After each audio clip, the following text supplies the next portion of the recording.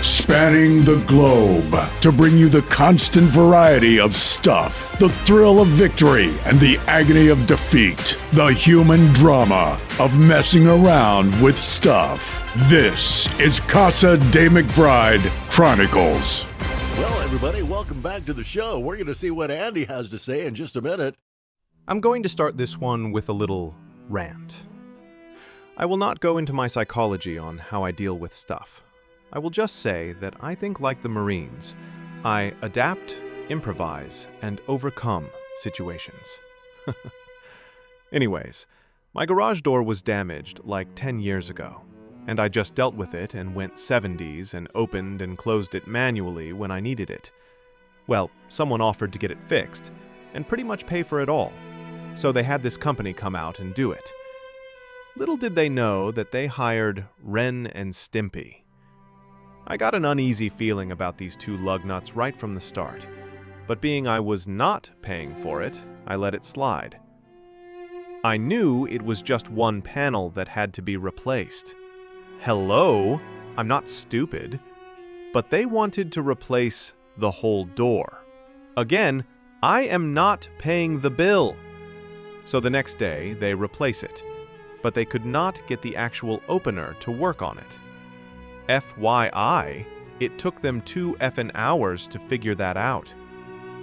The one guy, who was kinda too pushy for my liking, explained that the new door and my opener would not work.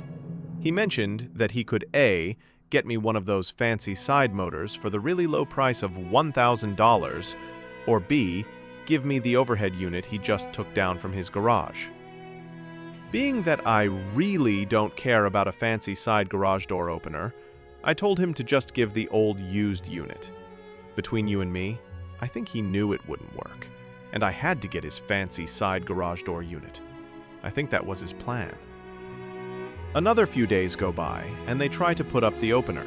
Lo and behold, after another 2 hours, he says it will not work, and that I need to get his fancy side motor.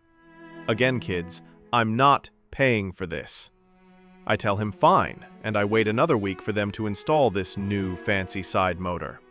After $3,000+ there is a new fancy-dancy garage door opener at Casa de McBride.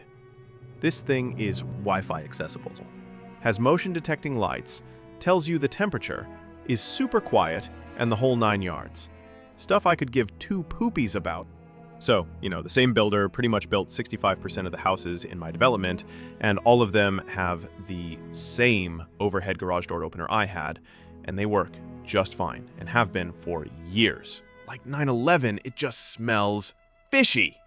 Okay, my rant is officially over. As some of you know, like 2 or 3 of you that used to actually read my blog, I painted my garage floor years ago.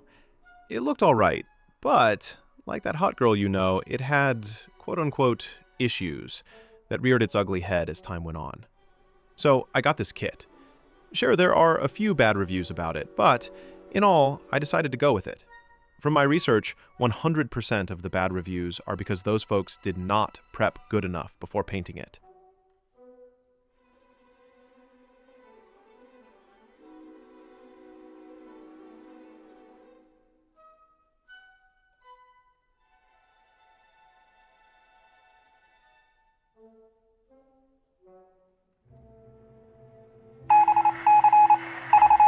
We interrupt this program to bring you a very random thought from Andy.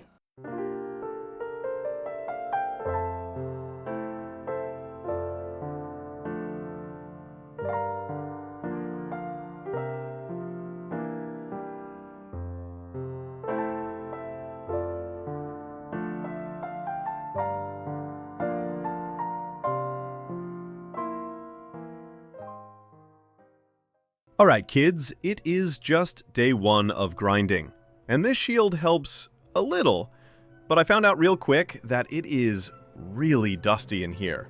And it doesn't help matters that this damn mask I am trying to wear has seen better days. But, on the bright side, this diamond grinder works very good.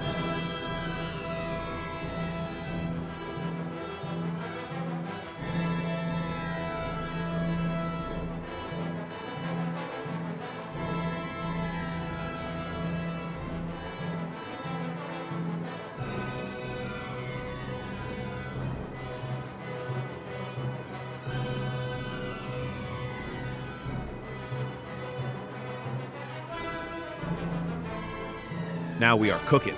I went to the harbor and got a new mask, and I came up with a system so it's not as dusty in here.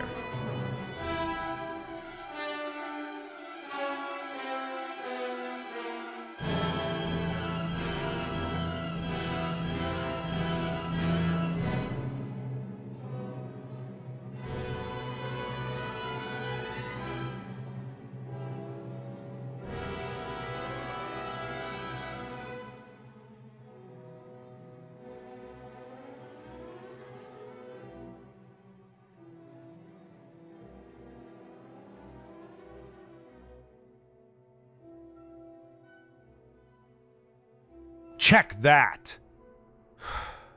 No matter what new system I try, it is extremely dusty. Matter of fact, this vacuum shield I have for the grinder and the shop vac are constantly clogging up. I think from now on I will not even bother with the vacuum at all.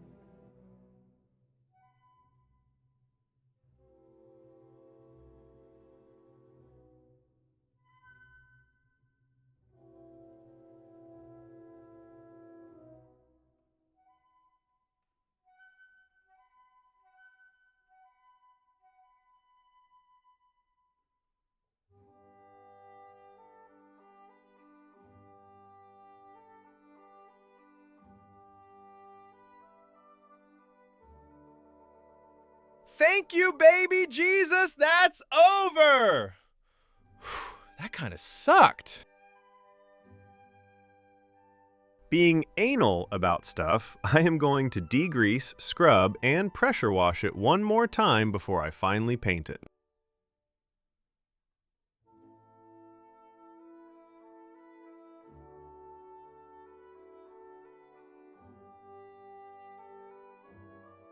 An eternity later. Before I actually paint the floor, I need to anchor this little reminder so someone, also known as my brother, doesn't pull into the garage so far that I need to become a trapeze artist just to get to the driver's door. So what is a better time to be outside doing this than when it's 20 degrees and sleeting?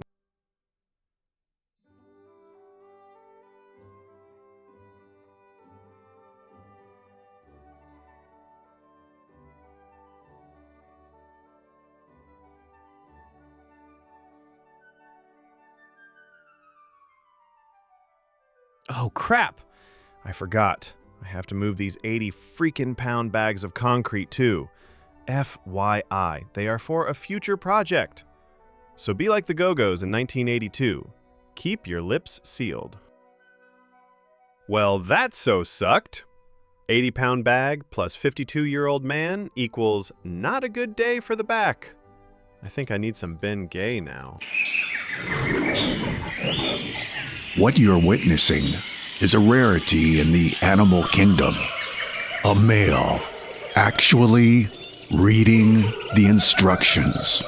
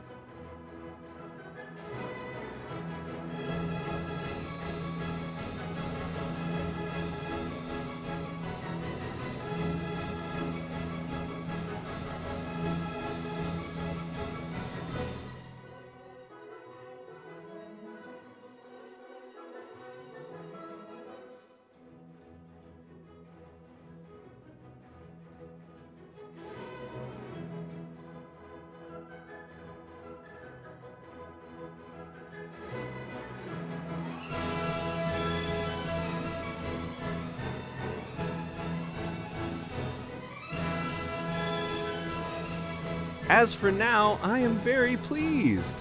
Sure, it wreaked havoc on my back. Getting old sucks. But it was very easy to apply, and it looks groovy. Now, let's see how long it lasts before the paint chips when a car is parked on it. I will update you, magnificent bastards, through the years. Will Andy ever stop getting random tools that have less than 1% of ever being used? Will he ever not drink a cup of coffee while he's working on something? Will he ever answer the question, what came first, the chicken or the egg? Will he take an afternoon nap? Tune in for another thrilling episode of the Casa de McBride Chronicles to find out more. Hey kids, thanks for watching and for all that's right with the world. Click thumbs up or thumbs down if you are a bitter person because you still live in your parents' basement. Laugh in. Ladies and gentlemen, Andy has left the building. Good night. He will always be the king no matter what.